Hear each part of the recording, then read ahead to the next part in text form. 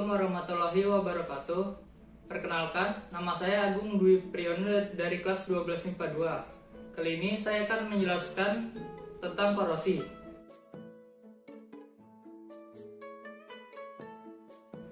Korosi adalah kerusakan atau degradasi logam akibat reaksi redoks antara suatu logam dengan berbagai zat di lingkungannya yang menghasilkan senyawa-senyawa yang tidak dikehendaki.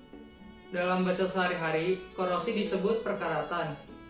Contoh korosi yang lazim adalah perkaratan pada besi.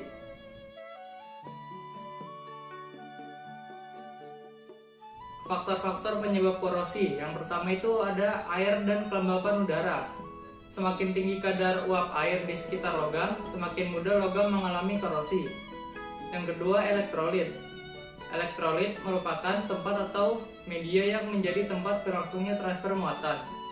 Hal itu mengakibatkan oksigen di udara lebih mudah mengikat elektron. Yang ketiga adalah permukaan logam yang tidak rata. Permukaan logam yang tidak rata akan mudah mengalami korosi. Hal ini diakibatkan oleh terbentuknya kutub-kutub muatan di permukaan logamnya.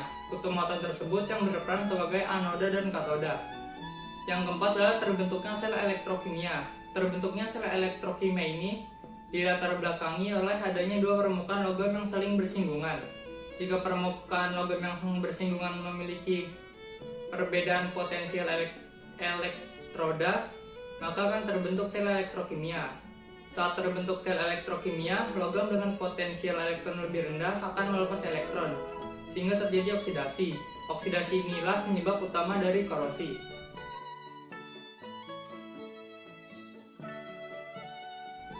Ada beberapa cara yang dapat dilakukan untuk mencegah korosi. Yang pertama adalah melakukan pengecatan. Permukaan logam tidak akan bersinggungan langsung dengan udara luar yang mengandung oksigen dan uap air bila pengecatan dilakukan.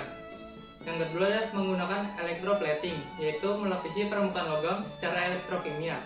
Permukaan logam yang akan dilapisi berperan sebagai katoda, sedangkan pelapisnya dalam hal ini adalah logam lain berperan sebagai anoda.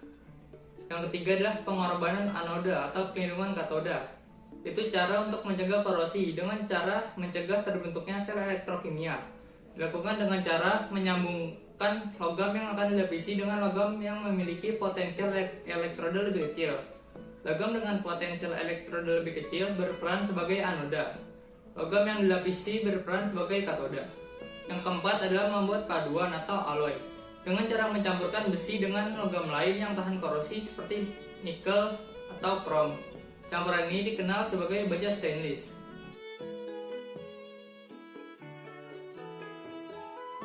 Kali ini saya akan melakukan praktikum terjadinya korosi. Bahan-bahannya itu sangat sederhana. Yang pertama ada air minum biasa. Di situ ada air garam, ada air sabun,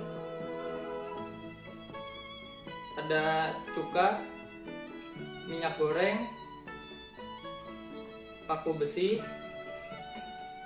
karet, plastik, dan gelas plastik. Caranya itu cukup mudah. Masukkan paku ini di masing-masing gelas.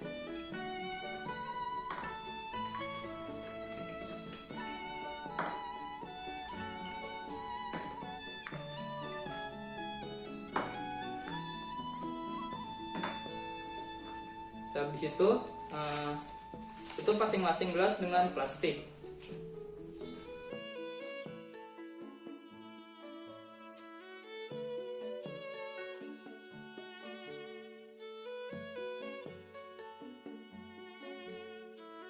Setelah semuanya sudah kita tutup dengan plastik, kita hanya tinggal menunggu selama 3 hari.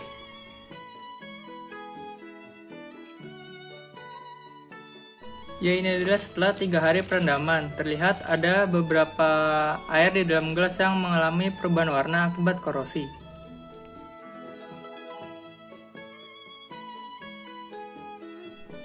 Yang pertama adalah pada air minum biasa.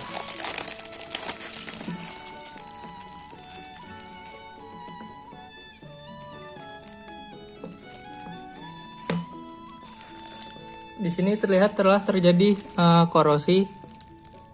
Jika besi bereaksi dengan oksigen yang mengalami kontak langsung dengan air, maka besi akan mengalami oksidasi. dan oksigen mengalami reduksi dan terjadilah korosi.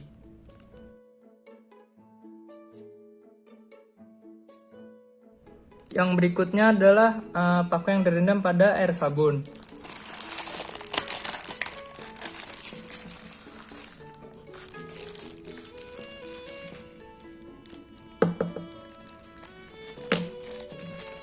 Ini adalah paku yang terendam pada air sabun. Pada air sabun tidak terjadi karat. Hal ini terjadi karena sabun memiliki sifat basah, bukan asam, sehingga dapat menghambat terjadinya perkaratan.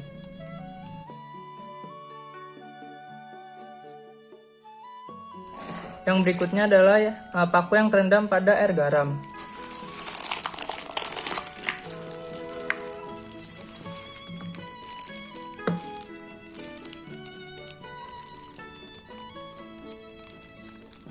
Garam merupakan elektrolit.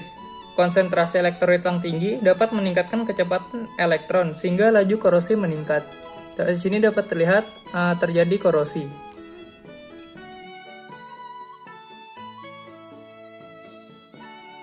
Yang berikutnya adalah paku yang direndam pada minyak goreng.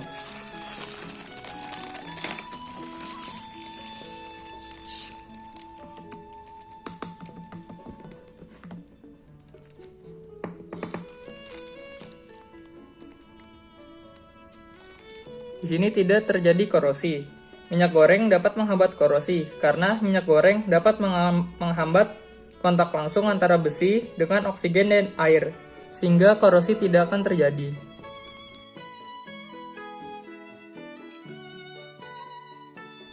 Dan yang terakhir adalah paku yang direndam pada air cuka.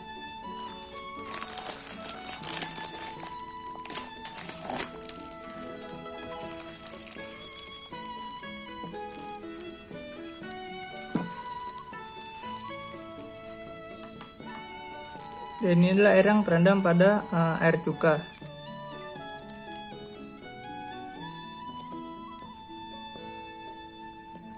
Korosi yang terjadi pada kondisi asam terjadi karena adanya reaksi reduksi tambahan yang terjadi pada katoda. Adanya reaksi reduksi tambahan pada katoda ini menyebabkan lebih banyak besi yang teroksidasi, sehingga kecepatan korosi yang terjadi pada permukaan besi semakin besar. Tapi pada percobaan ini saya hanya menggunakan cuka dapur yang memiliki asam lemah. Sekian dari saya, kurang lebihnya mohon maaf. Wassalamualaikum warahmatullahi wabarakatuh.